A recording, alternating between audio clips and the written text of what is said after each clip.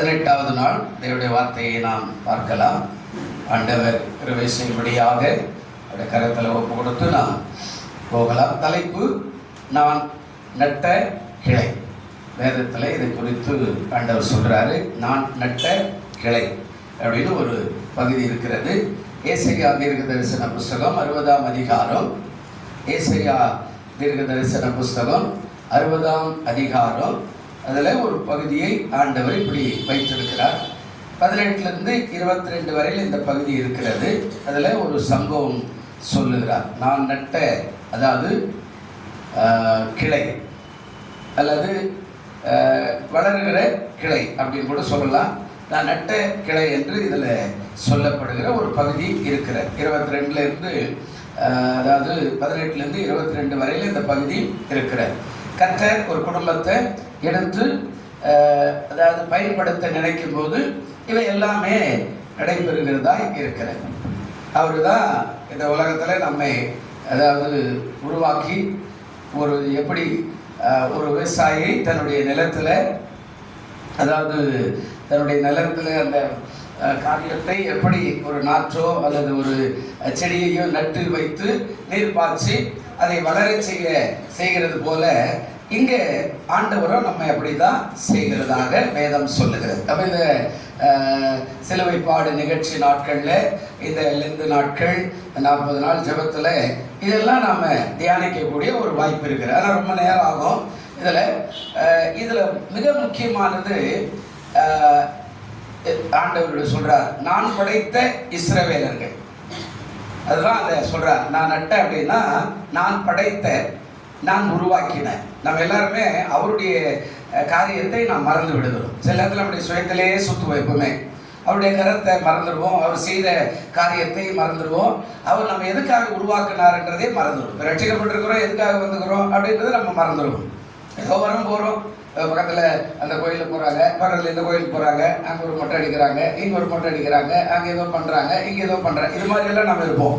ஆனால் அவர் என்ன அதற்காக எதற்காக நம்மை அழைத்தார் அப்படின்றத நம்ம மறந்து போயிடுறோம் சில நேரத்தில். இங்கே ஆண்டவர் சொல்றார், நான் படைத்த இஸ்ரவேலர்கள். அதான் அந்த நான் நட்ட கிளை என்று சொல்லப்படுகிறது. நான் நட்டு வைத்த கிளை, அது வளரணும், அது துளிர்க்கணும், அது கனி கொடுக்கணும், அது கிளை விடணும், அது இலை விடணும், அது பூக்கணும், அது காய்க்கணும், அது கனி கொடுக்கணும். இப்படி எல்லா காரியமும் உலகத்தில் எப்படி ஒரு கல்யாணம், அந்த கல்யாணம் பண்ணி அந்த சம்பதிகளுக்கு ஒரு பிள்ளை, அந்த பிள்ளை வளர்ந்து அது பெரிதாகி அது ஒரு கல்யாணம், அது ஒரு பிள்ளைகள், அப்படி அந்த காரியத்தை ஆண்டவர் சொல்றாரு. நான் படைத்த இஸ்ரவேலர், அதாவது நான் நட்ட கிளை. அது சொல்றாரு. இது 1000 ஆண்டு காலத்து நிபந்தனையாக சொல்லப்படுகிறது. இது கொஞ்சம் உள்ள போய் பார்த்தோம்னா இது என்ன அப்படின்னா 1000 ஆண்டு அரசாட்சிக்கான காலத்துக்கான நிபந்தனையாக இருக்கிறது. அப்ப இன்றைக்கு நாம் சரியா வாழும்போது தான் 1000 ஆண்டு அரசாட்சியில் நாம் கலந்து கொள்ள முடியும். இன்றைக்கு நாம் பரிசுத்தமா இருந்தால் தான் 1000 ஆண்டு அரசாட்சியில் நம்ம கலந்து கொள்ள முடியும். இன்றைக்கு நீதிமானா இருந்தால் தான் 1000 ஆண்டு அரசாட்சியில் நம்ம கலந்து கொள்ள முடியும். இன்றைக்கு உண்மை உள்ளவர்களாக இருந்தால் தான் 1000 ஆண்டு அரசாட்சியில் நம்ம கலந்து கொள்ள முடியும். இன்றைக்கு நான் கொடுக்கிறவர்களாய், தியாகம் உள்ளவர்களாய், பாடுபடுகிறவர்களாய் இருந்தால் தான் 1000 ஆண்டு அரசாட்சியில் நாம் கலந்து கொள்ள முடியும் என்று இது பகுதி சொல்லப்படுகிறது. அப்ப இன்றைக்கே நம்மளால முடியல, சர்ச்சை விடுப்பா, எனக்கு வயிற்று வலிக்குது, எனக்கு தலை வலிக்குது, என்னால போக முடியல அப்படின்னு நம்ம இன்றைக்கே நாம சோர்ந்து போய் கடவுளை விட்டு தூரமாக போகும்போது 1000 வருட அரசாட்சியில் நாம் பங்கு பெறுவது என்பது கூடாத ஒரு காரியம். இந்த 1000 வருட அரசாட்சி அப்போ எல்லாம் முடிந்து இந்த உலகத்தினுடைய எல்லா காரியங்களும் விசுவாசம் வந்து எல்லா காரியத்தையும் அழித்து முடித்து யார் மிஞ்சி அதில் கர்த்தருக்கு என்று வாழ்கிறார்களோ அவர்களுக்காக அந்த காரியம் சொல்லப்படுகிறதாக வேதம் சொல்லுகிறது. அப்போ இந்த 1000 வருட அரசாட்சியை குறித்து இந்த இடத்துல எப்படி சொல்றாங்க. இதுல வந்து நிறைய சம்பவங்கள் இருக்கிறது. ஒரு 7 காரியத்தை வேகமா நான் 5 நிமிஷம் இருக்குது சொல்லிட்டு போயிடுறேன்.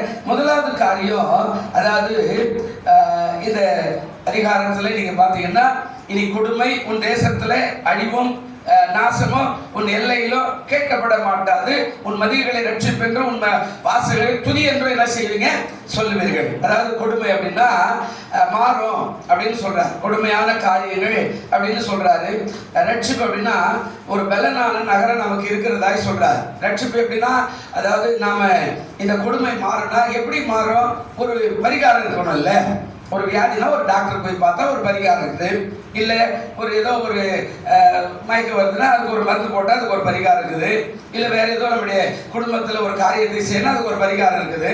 இப்படி அந்த பரிகாரத்தை போல, அதாவது நான் படைத்த இஸ்ரவேலர்கள் அப்படின்னு ஆண்டவர் சொல்றார். அதான் நான் நட்ட கிளை.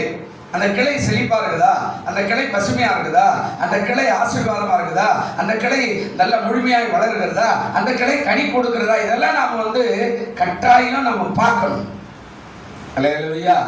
நம்ம சரியா இல்லைன்னா கிளை நறுக்கப்பட்டு விடும் என்று வேதம் சொல்லுகிறது. ஆமா, ஒன்றுத்துக்கு புரியாது இல்லாத கிளை வச்சுக்கிட்டு அந்த விவசாயி என்ன பண்ண முடியும்? அந்த மரத்தை நாங்களே கூட ஆரம்ப நாட்கள் ஒரு 15 ஏக்கர் நிலத்தை உருவாக்கும் போது நிறைய மரங்களை வச்சு பார்த்தோம். ஊர்பட்ட முருங்கை மரம் இங்கிருந்து அந்த அஜாக்ஸ் வைக்கக்கூடிய நேரம் இருக்கும். அவ்வளோ தூரத்துக்கும் எங்கே திரும்பி பார்த்தாலும் நூற்றுக்கணக்கான முருங்கை மரத்தை வச்சோம் அப்படி. ஆனால் ஒன்றுமே காய்க்கல பாருங்க. அப்போ எல்லாத்தையும் ஆளுக்கு ஒரு கத்தி எடுத்து வெட்டி எல்லாத்தையும் சேர்த்துல போட்டு பச்சு எல்லாத்தையும் நாற்று நட்டு விட்டு அது மேலே நெல் வை.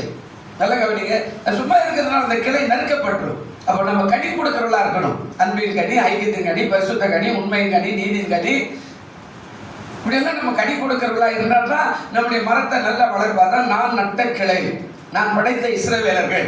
இதுல முதலாவது கொடுமை மாறிடும். ஏசாயா 49:17 சொல்றார். அது பரிகாரம், ரட்சிப்பு, அதாவது பலனான நகரம். ஏசாயா 26:1 சொல்றார். அதாவது பலனான நகரம், அந்த பலனான நகரம் தான் ரட்சிப்பை சேர்க்கிறது. அதான் சபை உலகத்துல. அந்த சபையை மீறி காணான் அங்கே போய் 1000 வருட அரசாட்சிக்கு நாம் கடந்து போறதுக்கான காரியம் அங்கே நடக்கும். அதாவது ரட்சிப்பு, அது சொல்றாரு. பலனான நகரம் நமக்கு உண்டு. இதெல்லாம் நேரம் இருக்காது, ரொம்ப நேரம் போகும். அப்போ 3வது சொல்றாரு, அங்கு துக்கம் இல்லை. அந்த அந்த இடத்துல துக்கம் கிடையாது அப்படின்றார். அதாவது 65:19 ஏசாயா அவர் சொல்றாரு, அங்க துக்கம் இல்லை. அந்த பலனான நகரம். அப்போ ஒரு செடி வச்சுக்கிறேன்னா அதை சுற்றி பாதுகாப்பாக இருக்கிற ரட்சிப்பு நகரம் இருக்கிற மாதிரி, ஒரு தோட்டக்காரர் இருக்கிறான், ஒரு முதலாளி இருக்கிறான், அந்த தோட்டத்தை சுற்றி வேலி அடிக்கிற மாதிரி கர்த்தர் நம்மளை ஒவ்வொரு நாளும் பாதுகாக்கிற. நாம் அதை மீறி நம்ம சுயத்தில் போய் விழுந்து அங்கே நம்ம பாடுபட்டு வேதனைப்படும் போது எதுவுமே நடக்க மாட்டேங்குது. இப்போ 4வது நீதியான ஜனங்கள். நீதியான ஜனம் நல்ல மரம். அல்லேலூயா. சும்மா தோட்டத்தில் சும்மா எதையுமே நட்ட முடியாது. ஆமாம், மண்ணை திருப்பி போடணும், அதுக்கு மேலே தண்ணி பாய்ச்சணும், அதில் இருக்கிற கலையெல்லாம் எடுக்கணும், அதுக்கான பதம் பார்த்து ஒரு நல்ல நாற்று எடுத்தா நடு. சும்மா சொத்து இங்கத்தியமா கொண்டு அதில் நட்டு வச்சுட்டா அதுலாம் பலர்லாம் கொடுக்காது. ஒரு நெல் பயிர்னா ஒரு நாற்றை இல்லைன்னா 2 நாற்றை சேர்த்து இப்படி நட்டா அது 10 கதிர்கள் வரும். இதே 4-5 சேர்த்து அப்படியே குத்துக்கல் மாதிரி வச்சோம்னா அது வளரவே வளராது, அப்படியே சிரித்து போயிடு. ஏன்னா அந்த சத்து 10க்கும் போறதுக்கு வழி வராது. அப்போ அதே மாதிரி சொல்றாரு, நீதியான ஜனங்கள் சபையில உலகத்துல வாழும்போது நீதியான ஜனங்கள். ஏசாயா 35:8 சொல்லுவா, நீதியான ஜனங்கள். அப்ப நீதி இல்லாத எப்படி வாழ்ந்தா நீ எப்படி நல்ல மரமா இருக்குமே, எப்படி கனி கொடுப்ப? அல்லேலூயா. அப்போ இது 1000 வருட அரசாட்சிக்கு போக முடியாது. எப்படி இந்த பயிரில் நம்ம சாப்பிடுற பழ வகைகள் கூட நாம 2ஆம் தரம் பழத்தை தான் நிறைய சாப்பிடுறோம். நம்ம பொதுவா சமுதாயத்தில் இந்த முதல் தரன்றது ரொம்ப நேர்த்தியானது. அதை ராஜாக்களுக்கும் அரசியல்வாதிகளுக்கும் வெளிநாட்டு கூட இப்போ இந்தியாவில் ஏற்றுமதி செய்வாங்க. எந்த பழத்தை எடுத்தாலும் முதல் தரம் அது ரொம்ப அதாவது அற்புதமா இருக்குது. முதல் கனி அதை முதல் தரன்றது உயர்வானது. அது இங்கே போயிடும். 2ஆம் தரம் தான் எல்லாமே நமக்கு வரும். கடைசியில் ரேஷன் கடைக்கு போனீங்கன்னா 2ஆம் தர அரிசி 3ஆம் தர அரிசி தான் வரும். முதல் தரம் எல்லாம் வராது. நல்ல கவனிங்க, சில காரியங்கள் சொல்றாரு. நீதியான ஜனங்கள். நம்ம வாழ்கிற வாழ்க்கையில நீதி ரொம்ப அவசியம். அதை விரும்புகிற ஆண்டவராய் அவர் இருக்கிறார். 5வது சொல்றார் கிளை, அதாவது இஸ்ரவேல், அதாவது நாடு. அதாவது அங்க சொல்றாரு கிளை அப்படின்னா இதுல 22 எல்லாம் வரும்போது அங்க 23, 21, 20 எல்லாம் வரும்போது சொல்றாரு கிளை இஸ்ரவேல் நாடு. யாத்திராகமம் 15 அவர் சொல்லுவாரு, 17 சொல்லுவார் இஸ்ரவேல் நாடு. இந்த நாட்டுக்கு தான் கூட்டு வர்றாரு. அங்கிருந்து அடிமைதனமா இருந்து இவங்களை எல்லாம் கூட்டிட்டு எங்க வர்றாருன்னா இஸ்ரவேல் நாட்டுக்கு வர்றாரு. அப்ப அந்த நாடை அவர்களுக்கு கையளிக்கப்பட்டது. கானான் கொடுக்கப்படும், அங்க பாதம் தேர்வு ஓடும். அங்க நீ வெட்டாத நீர் வச்சு, நீ வெட்டாத கட்டாத வீடு, நீ காரியம் செய்யாத, எல்லாமே உனக்கு ஆசீர்வாதமா இருக்கும். மலைகளும் பள்ளத்தாக்கும் நீரூற்றுகளுமாய் நிறைந்து போடுகிற ஒரு கானான் தேசம் உனக்கு தருகிறேன். ஏன்னா அது நான் உனக்கு கையளிக்கப்பட்ட நாடு. அப்ப இந்த உலகத்தில் உனக்கு எனக்கு ஒரு வீடு கொடுத்துக்கிறாரு, புருஷன் மனைவி கொடுத்துக்கிறாரு, பிள்ளைகள் கொடுத்துக்கிறாரு, கையளிக்கப்பட்ட ஒரு சபை கொடுத்துக்கிறாரு, ஒரு தேசத்தையும் கொடுத்துக்கிறாரு. ஆனா நம்ம எல்லாத்துக்கும் அசால்ட்டா அந்த இடம் விடப்பா அப்படின்னா நம்முடைய நீதியான ஜனங்களா நம்ம இல்லை. அப்ப அந்த மரம் சரியா இல்லை, அப்படி விதை சரியில்லை, அது வேர் சரியில்லை. அது சொல்றாரு மகிமைப்படுத்துவார். அதை வசனமெல்லாம் அப்படி சொல்வாரு. அதாவது 21 சொல்றாரு, உன் ஜனங்கள் யாவரும் நீதிமான்கள் என்றும் பூமியை சுதந்திரிக்கும் குடிகள் நான் நட்ட கிளைகள். இதெல்லாத்தையும் அப்படி நான் உரலை சொல்லிட்டு வரேன். நட்ட கிளைகள் நான் மகிமைப்படும்படி என் கரங்களின் கிரிகளுமாய் இருப்பார்கள். அப்ப என்ன சொல்றாரு?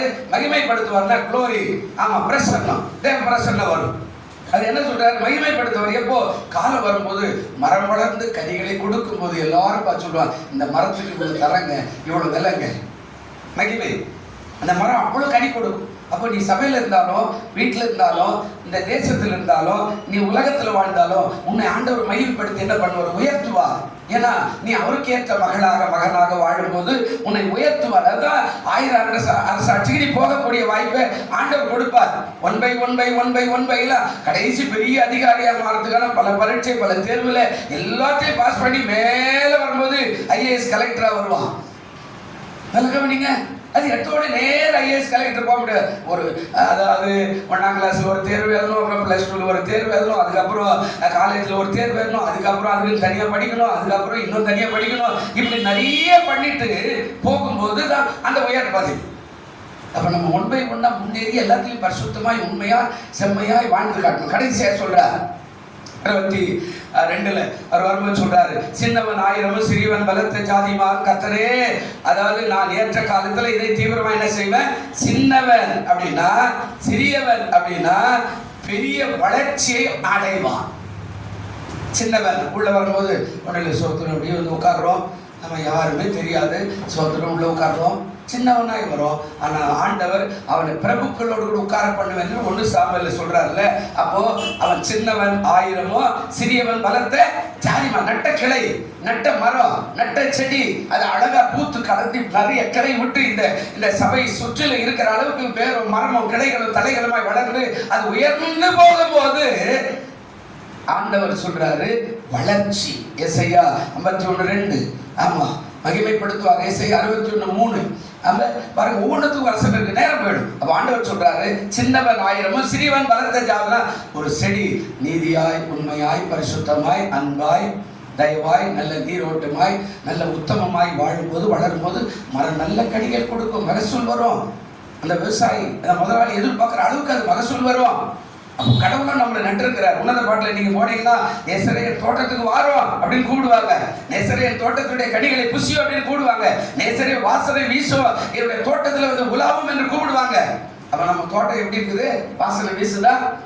வாசனை வீசுனா தான் கர்த்தர் வருவார்.